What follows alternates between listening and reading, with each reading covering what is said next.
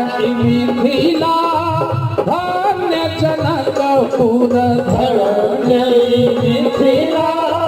धन्य जनकपुर सखी सब करथिन पर चोरी होला सखी सब करथिन पर चोरी मिथिला में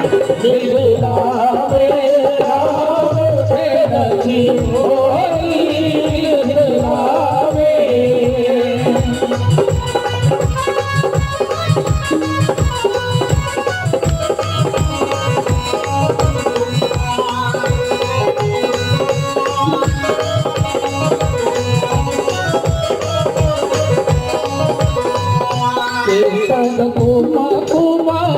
आर आर गजा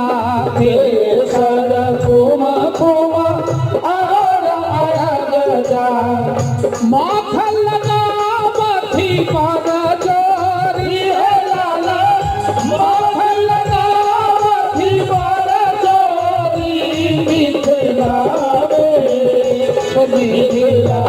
में राम खेलनी होरी मिथिला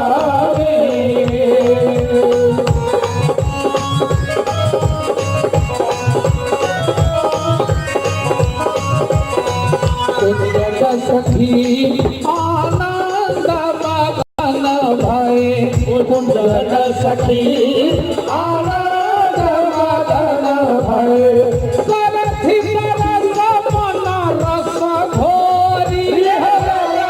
करथि रस मन रस घोरी मिथिला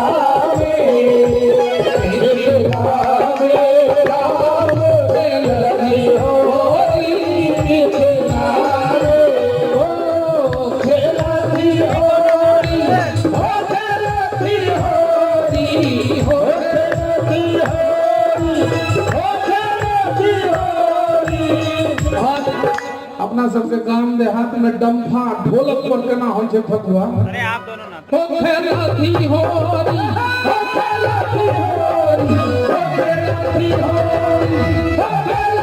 होरी हो खेलती होरी मिथिला में